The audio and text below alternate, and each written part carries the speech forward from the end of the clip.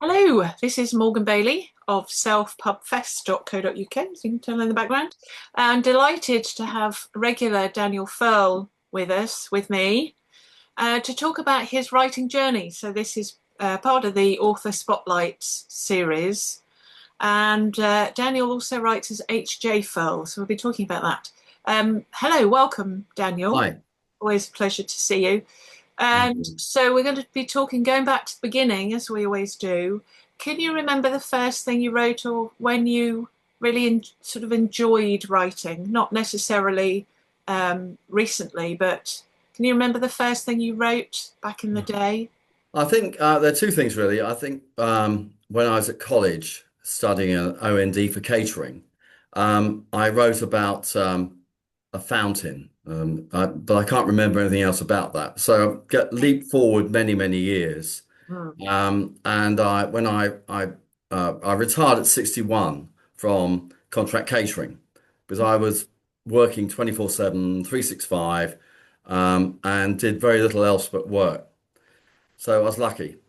Uh, and I'll never get my boss's words saying, when you've got that stupid idea, because I used writing as an excuse to leave. So Mm. when you've got that stupid idea of writing a novel out of your head, come back and work 3 days a week. Right. That's what's led eventually to me writing Hearts and Minds to a degree. Anyway, I had this period of time where I had very little to do. Annabelle was working, and the boys were one boy was in Nuremberg working with Adidas. Mhm. My other son was working in the city, and so I was on my own. Right. And I started writing 166,000 words. Wow. I've always liked Brian Forbes, The Endless Game, and Frederick Forsyth. So I've always read their books.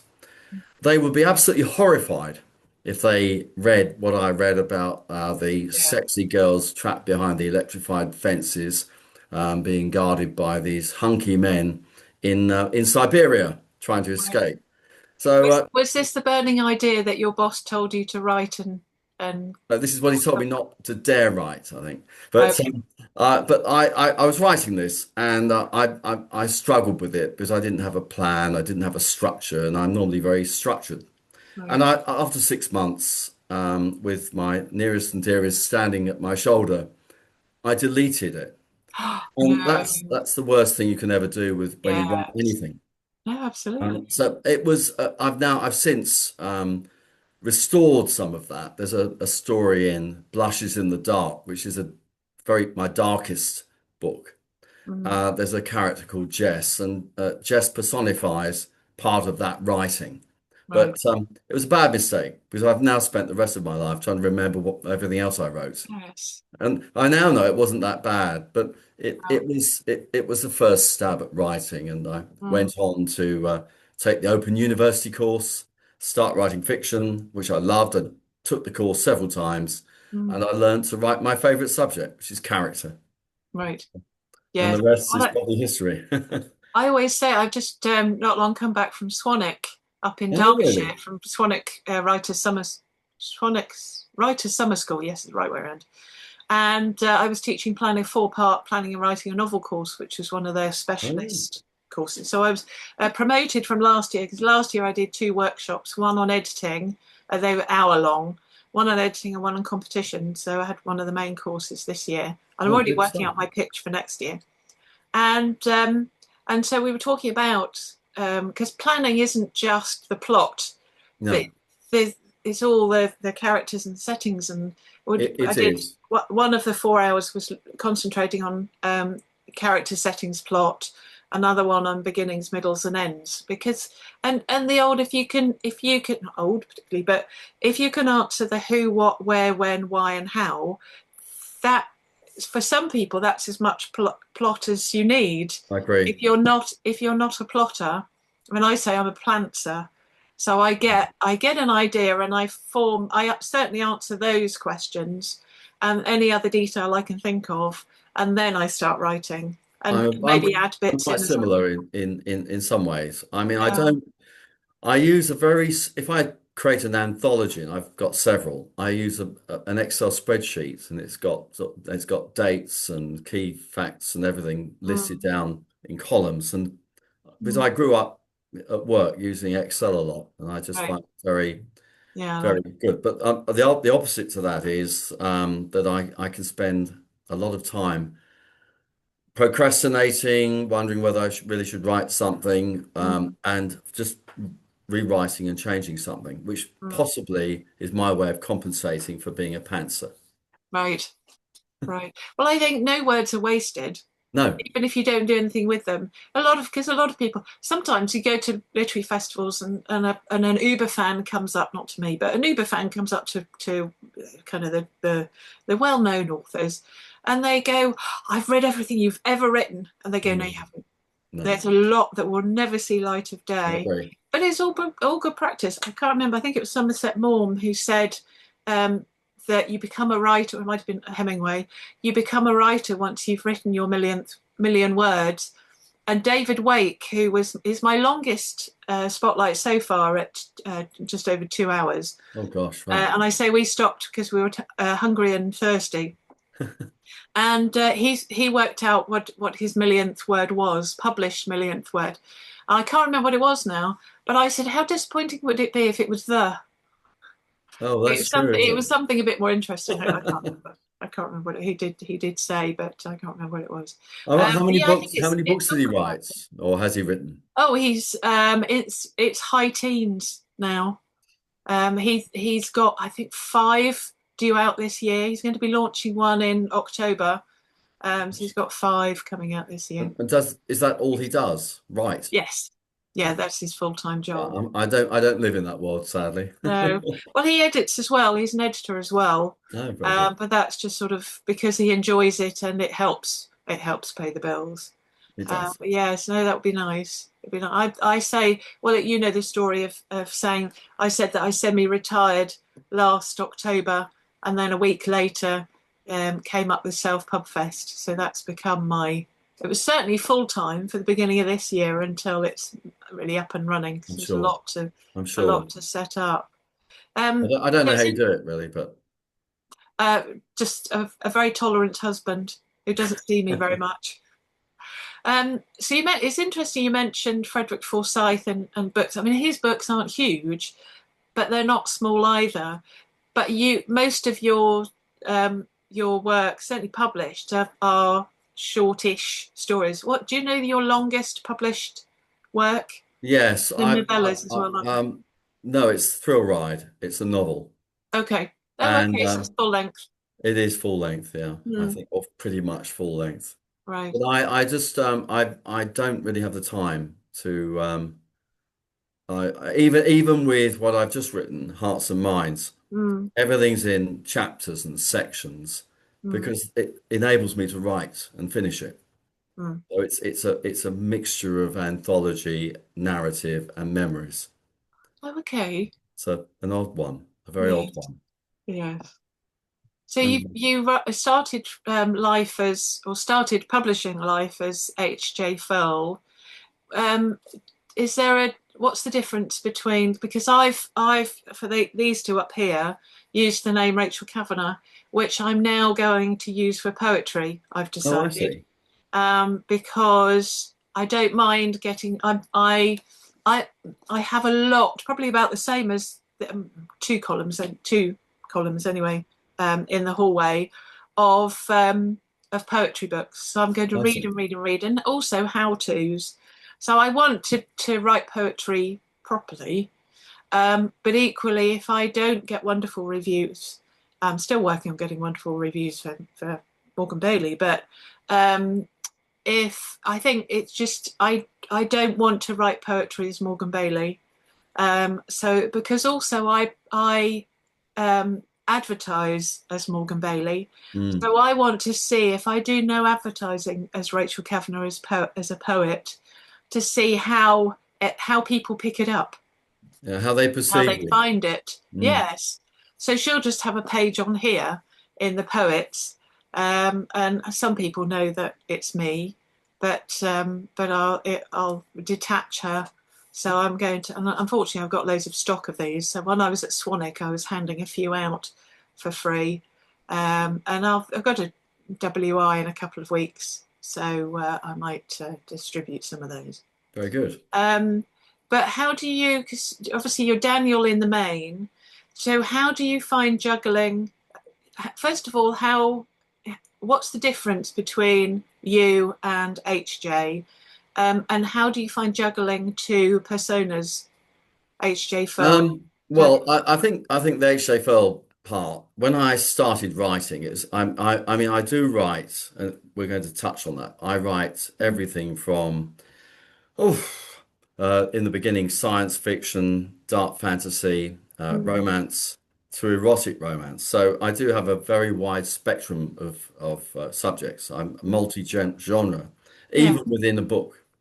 And the moment my sons, I think we were fishing for small carp at the time on a hot summer's day in Stapleford Abbots, and the moment my sons discovered that I might write anything erotic, they immediately suggested that I wrote. And I'd said, well, I've come up with, I like the sound of the word furl. It's got Mm, that sort of roll it up and put it in a book feel about it. sure. And so I've had furl, and HJ can mean anything. And Mm, at times it's the persona Harriet Jackie. right. And Harriet Jackie identifies and writes like a female. So some of my writing is very feminine. Mm, Whereas sometimes HJ Furl will write in a more masculine way.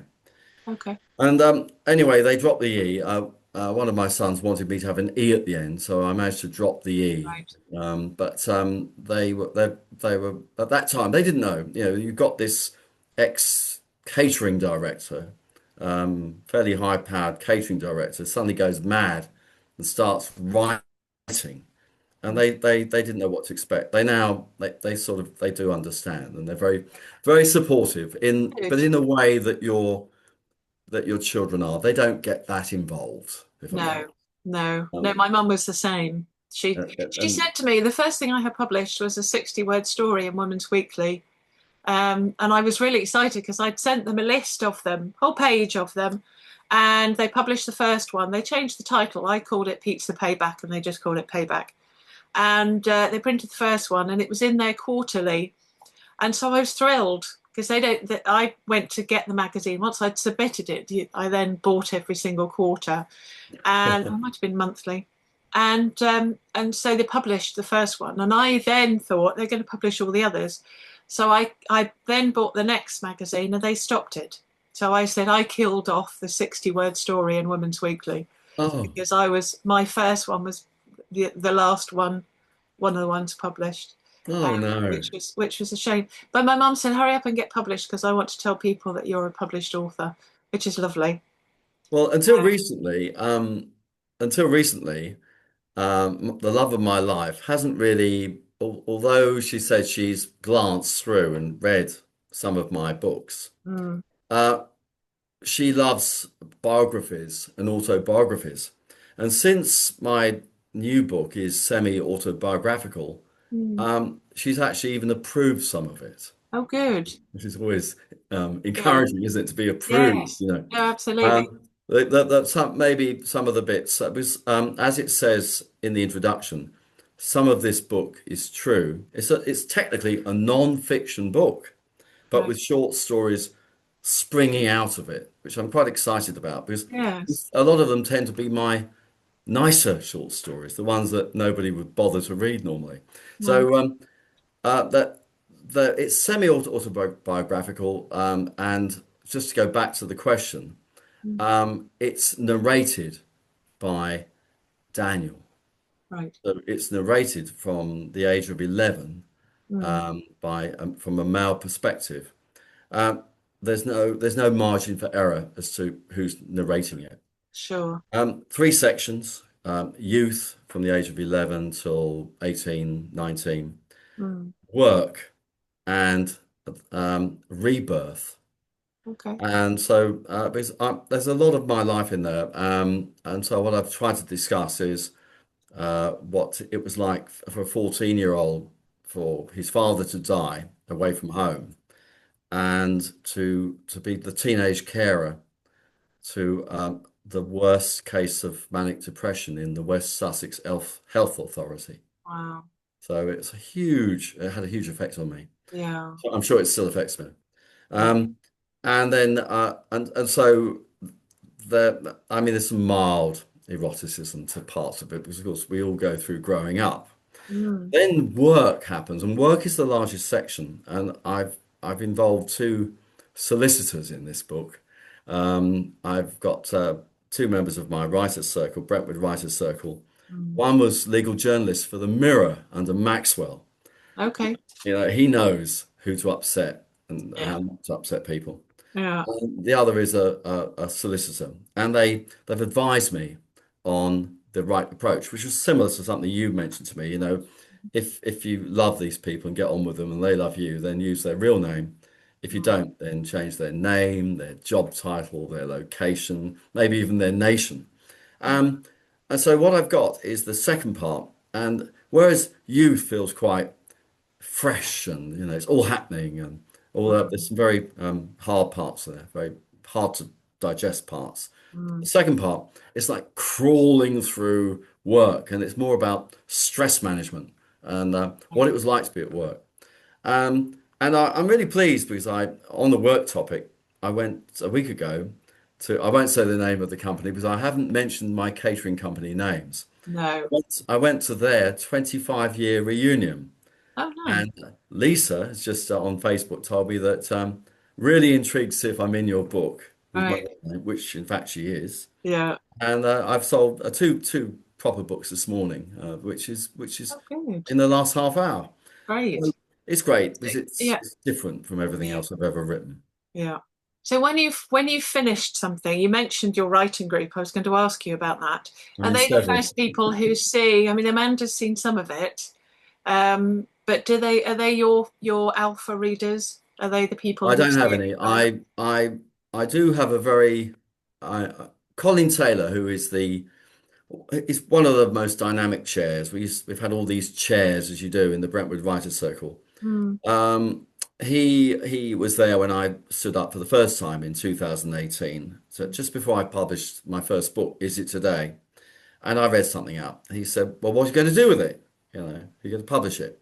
Mm. But he was very very encouraging, and he said you do need to fight to retain your individual personality in your writing because it's unusual. It's very quirky Mm. and very different. Mm. I had a book, Beings, where I just couldn't get the end right. So in that instance only, Beings, stroke Beings, the Primal Cut, whichever you want to call it, which Mm. has had some really great reviews. In that instance only, I worked with Sean in LA on the ending, and Okay. it's a great ending. You know, I couldn't have got that ending right without someone else. But No. otherwise, I'm a person that will go through, and you know, I'm very aware how Mm. sensitive everything is around some subjects these days, and so I try to be bold, and then I'll draw it back at the last minute. I also have, I'm working on a project at the moment which might involve me resuscitating my website as a pay-as-you-go. Because I do have stories recorded by, I happen to have a fantastic actor from East 15 who is extremely versatile with her voice. Mm. She can do a male voice, whereas many men can't do a female voice. No. No. And she's very, very versatile. She goes by the name of, wait for it, Isla Furl, because there was Oh. no way that Right. she's going to have her name put out there. No. But yeah, we went to East 15 acting school. There was this actor, and I went on Fiverr.com, and there was the actor again. Wow. And she's recording something now from a new project. Okay. One of the big frustrations I think we may have touched on before that many authors are getting Mm. is I've had over 1 million reads and listens of my audio stories. Right. Try selling an audiobook. You know, I've sold three, Mm. which is a pity because they're the first book and the second book.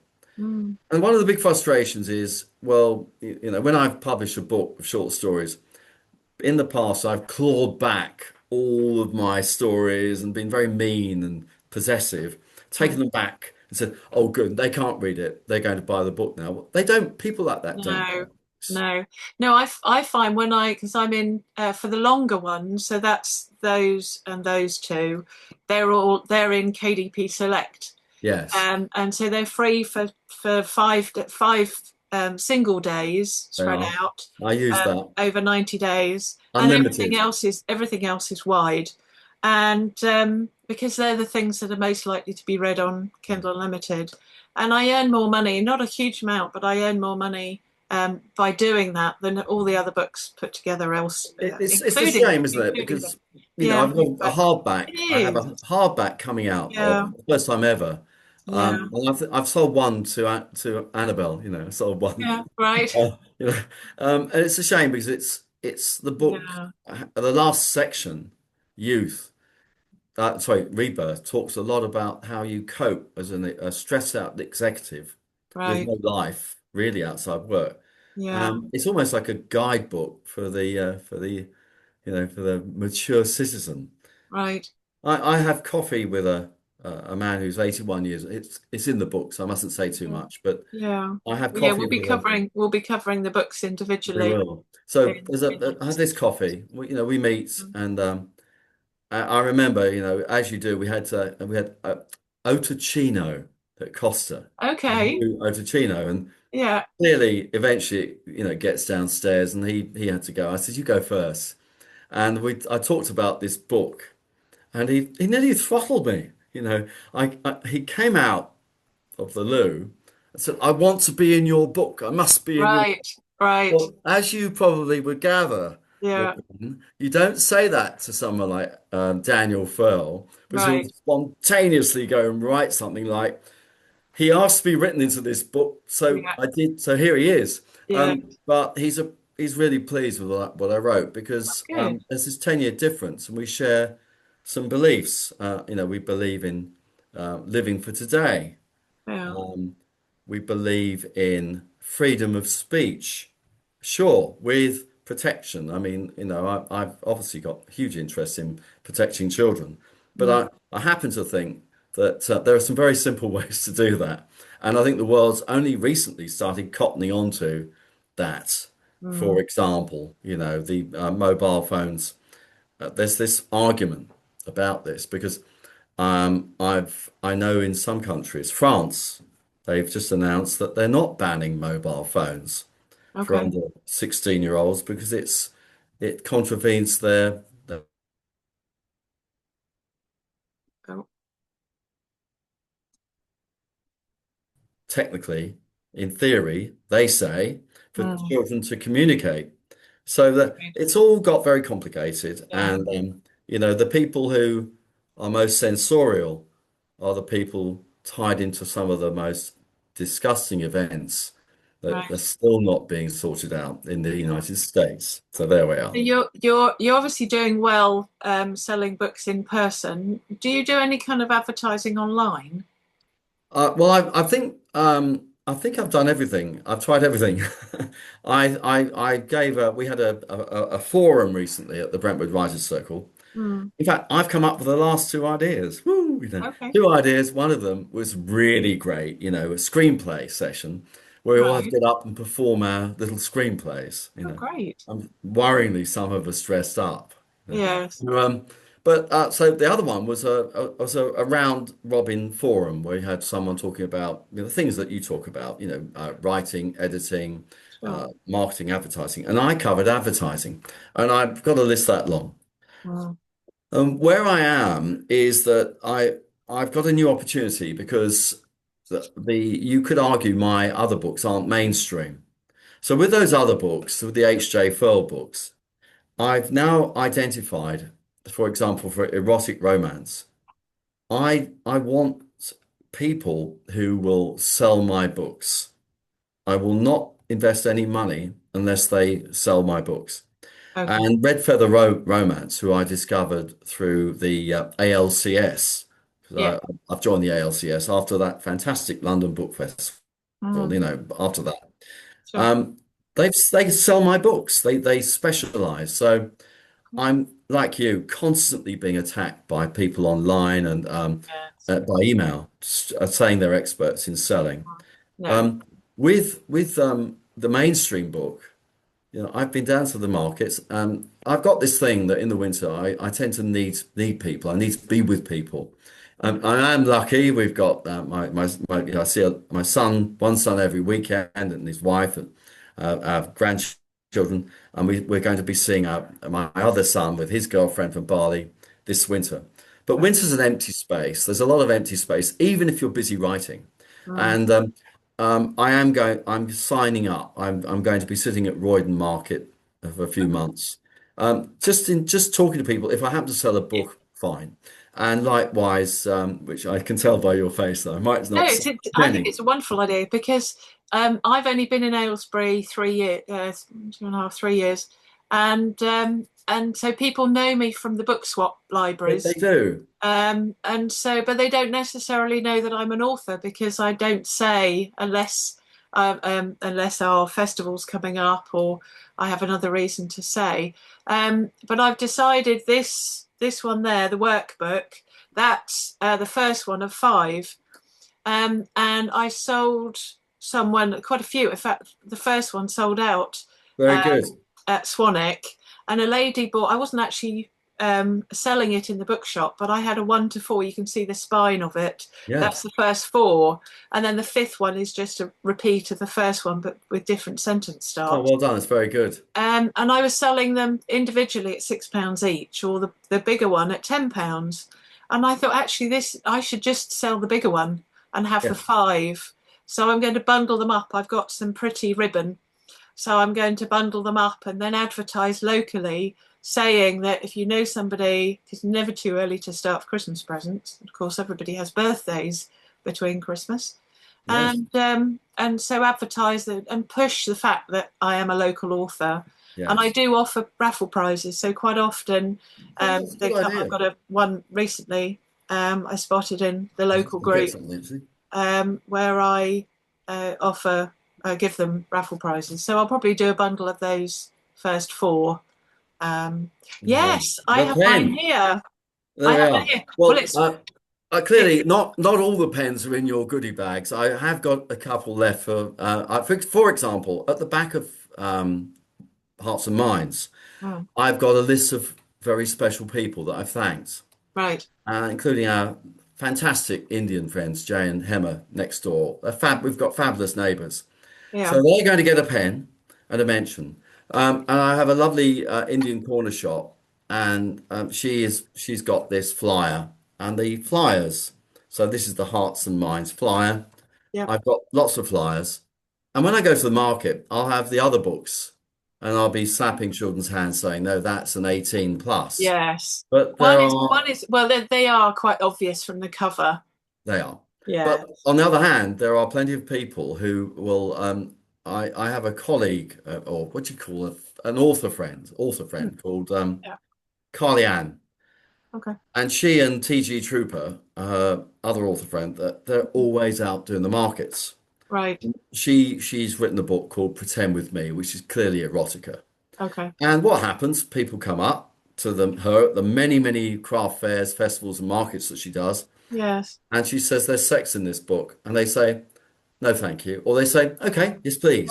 Yes. And she's Yes, sold please. a lot of books. Yeah. Yeah. I think the key thing with what you write is be honest about it. Yes. No, exactly. Well, I mean, these two are fairly clear what they are, and I mean, that's got they all are really. You have to. The cover should do what it says, but I have. This is yours. That one Oh, there. fantastic. And Thank you. I have these are the best pens ever. I actually get them from Poundland, um, and and so when yours came through, I'm keeping this because I don't want to use it because I'm using all my others. But it is you went for the right kind of pen.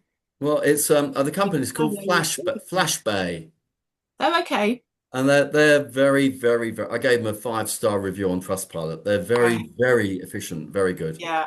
Yeah. And they'll mock up the pen for you, but you don't have to invest much money, you just buy the pens. Sure.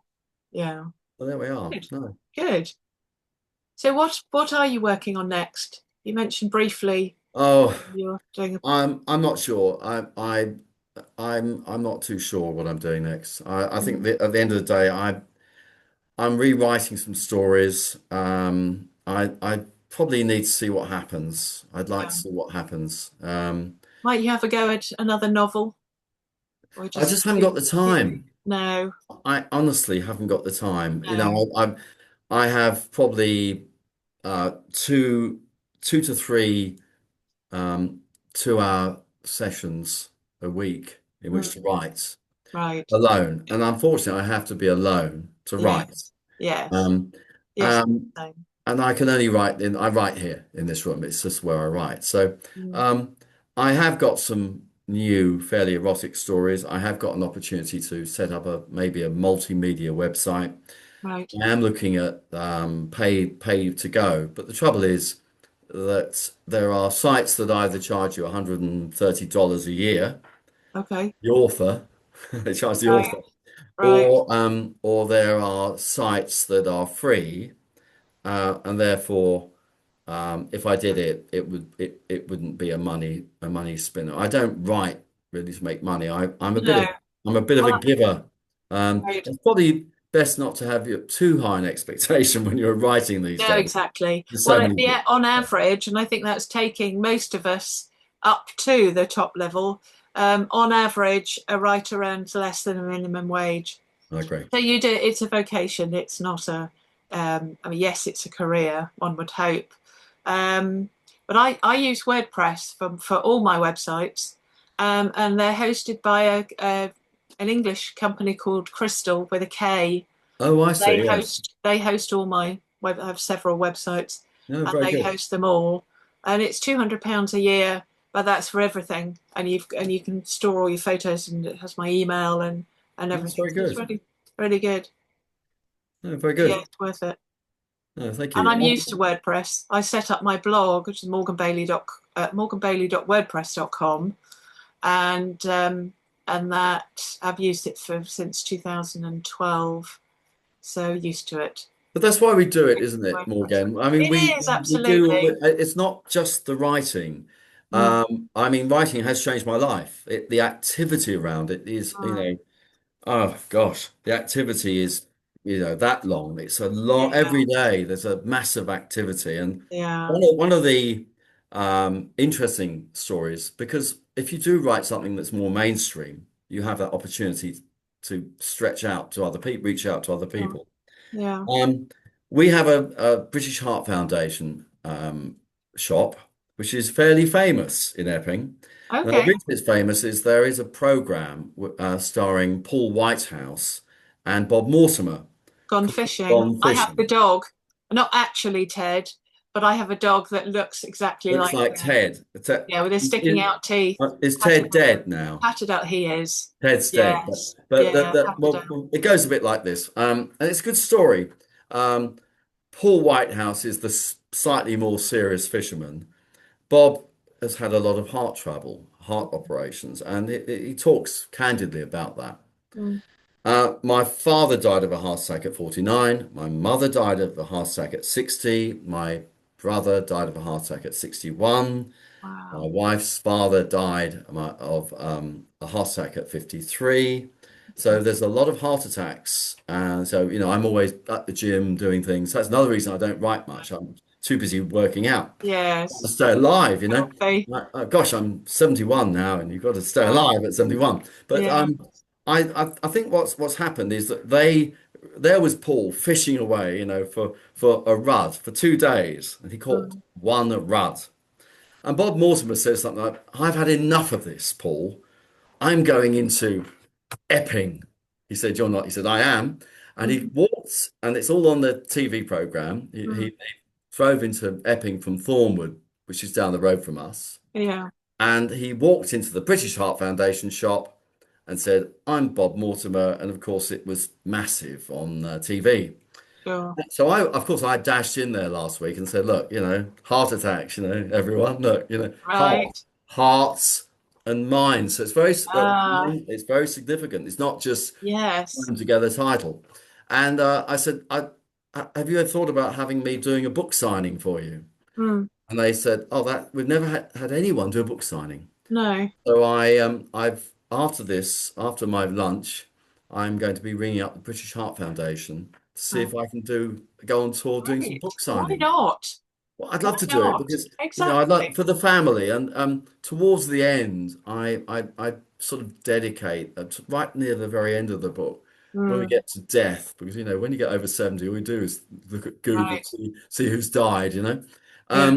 But there's a you start thinking about life, and you do reflect on those who've gone, Mm, um, and it's my way in a way of thanking people. This book is a thank you. I'm thanking hundreds of people by name in the book. yeah. Those that are not thanks, well, there's reasons, obviously. Right. Right. But Good. Well, it's well, great. it's been lovely to see you. Yeah, great to see you. And And we'll be just we were mentioning earlier on before I hit record that there's a fairly new feature, which is logical to do the author spotlight and then a series called Tell Us About Your Books and experts called Tell Us About Your Service. So anybody who provides a service to genuine service, we were talking about that's spammers very and good. scammers earlier on, to authors have their own again have their own page. It's not just for authors. Have their own page and talk to them about the service that they provide and Very help good. them that way. So we'll have you back. We'll see you next week Yeah, see you next for week. yes, And Monday. uh, Ask me anything, which will be interesting. So it may just be the two of us. There may be up to six of us altogether. So I okay. shall brace myself for the questions that will come my way. So it's been a pleasure. Thank you, Thanks Daniel. very much, Morgan. And we'll be chatting in. So each of the Tell Us About Your Books will be about one book. So entirely up to you which you do first, whether you come to us as Daniel or HJ or a mix of both. That'd be great. So Thank thank you you. very much. Thanks very much. See you See you then. soon. Bye. Bye. Bye.